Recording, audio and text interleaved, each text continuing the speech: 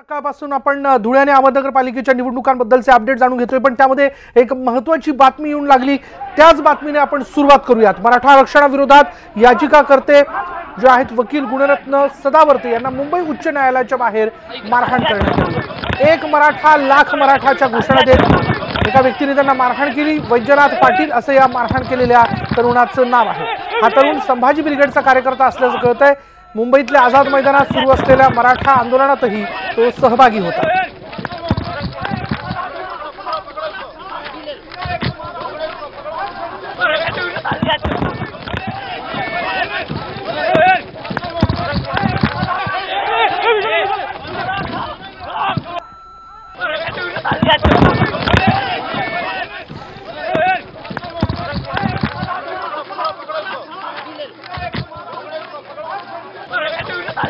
औरंगाबादहून आमचे प्रतिनिधी सिद्धार्थ गोदाम आपल्या सोबत आहे। सिद्धार्थ, हा वैजनाथ पाटील नावाचा तरुण आहे ज्यांनी ॲडव्होकेट गुणरत्न सदावर्ते यांना मारहाण करण्याचा प्रयत्न केला।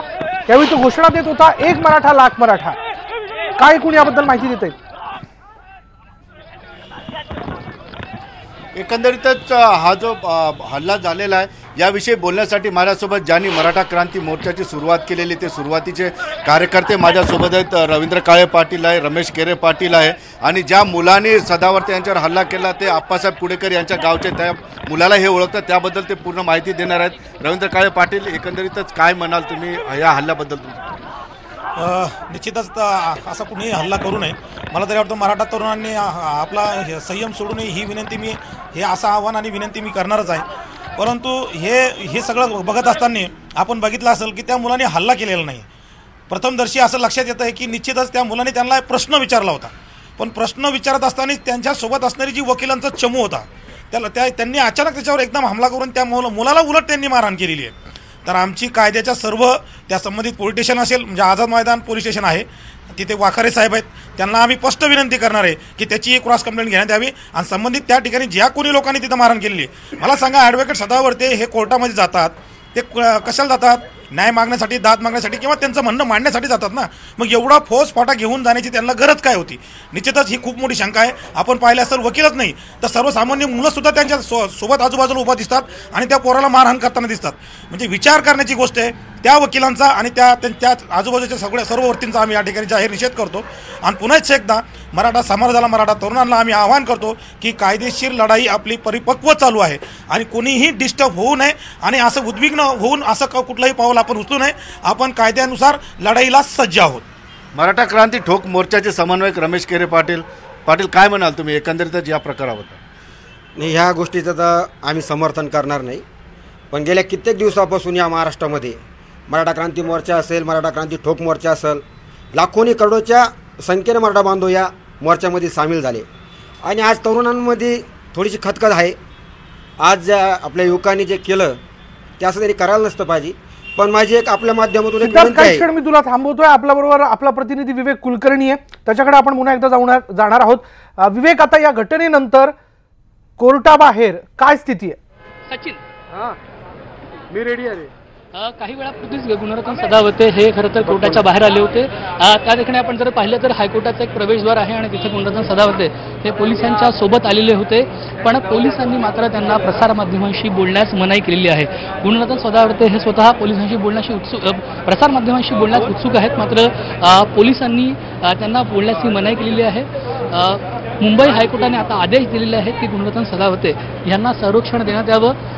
त्यांच्यावर झालेल्या हल्ल्याची माहिती महाधिवक्ता आशुतोष कुंभकोणी यांनी मुंबई हायकोर्टात दिलेली आहे आणि एक सगळ्यात महत्त्वाचं म्हणजे त्यांनी खळबळजनक दावा केलेला आहे की जवळपास 1000 कॉल मला धमक्यांचे आले असा सदावर्ते यांचा दावा आहे आणि त्यात सातारचे खासदार उदयनराजे भोसले यांचा देखील समावेश आहे असं देखील सदावर्ते यांचं म्हणणं आहे। आता ते खरं तर कोर्टातून बाहेर आले, पोलिसांचा फौजफाटा त्याच्यासोबत होता, मात्र पोलिसांनी त्याला तुर्तासरी प्रसारमाध्यमांशी बोलण्यास मनाई केलेली आहे। त्याच्यानंतर ते पुन्हा एकदा मुंबई हायकोर्टात गेलेले आहेत। जेव्हा ते बाहेर येतील आणि आपल्याशी संवाद साधतील तेव्हा नेमकी त्यांची या संदर्भातली प्रतिक्रिया कळू शकेल। विशाल, अगदी विवेक, धन्यवाद या सगळ्या माहितीबद्दल। प्रसारमाध्यमांशी बोलण्यास बोलण्यासंदर्भात पोलिसांनी नकार दिलेला आहे। पोलीस फौजफाटा त्यांच्याबरोबर त्यांना आता पोलीस संरक्षण देण्यात आलेलं आहे या घटनेनंतर।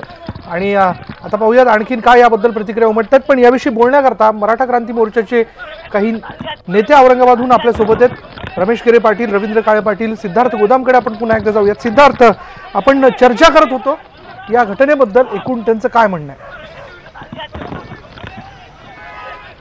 विशाल, ज्या मुलाने हल्ला केलेला आहे, मारहाण केलेली सदावर्ते यांना, तो जालना जिल्ह्यातील आहे। ज्या गावचा तो वैद्यनाथ आहे त्या गावचे आप्पासाहेब कुडेकर सुदैवान त्यांच्याच गावातले ते आहेत। आप्पा, तुम्ही त्या ओळखता, त्या मुलाचा काय स्वभाव आहे, तो मुलगा काय करतो, घरची परिस्थिती कशी?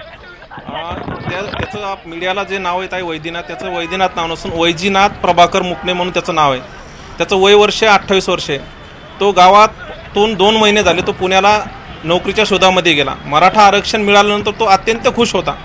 तो एकदम चांगल्या स्वभावाचा आहे। तो सामाजिक क्षेत्रामध्ये गेल्या अनेक वर्षापासून काम करतो।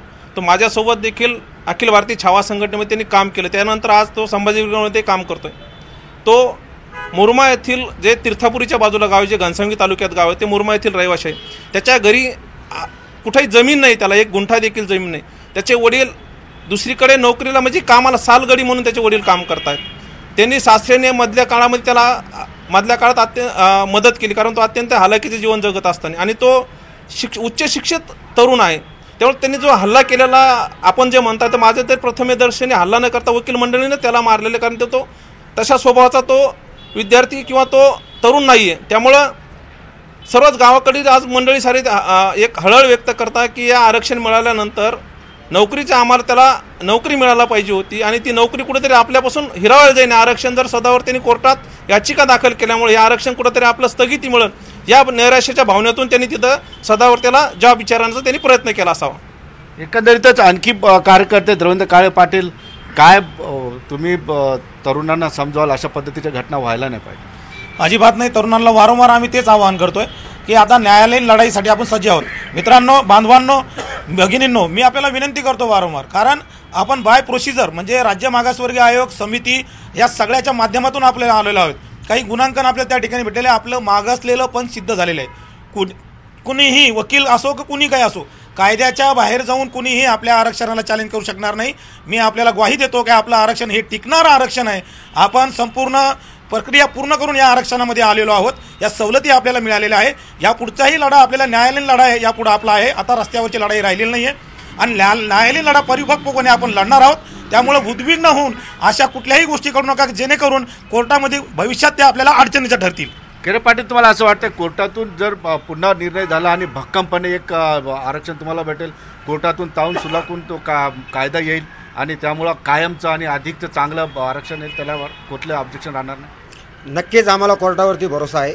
आम्हाला आरक्षण तर मिळणारच, कारण याच्या आरक्षणासाठी आमच्या कित्येक बांधवांनी बलिदान दिलेलं आहे, आणि सरकारवर पण आम्हाला विश्वास आहे, विरोधकांवर पण विश्वास आहे।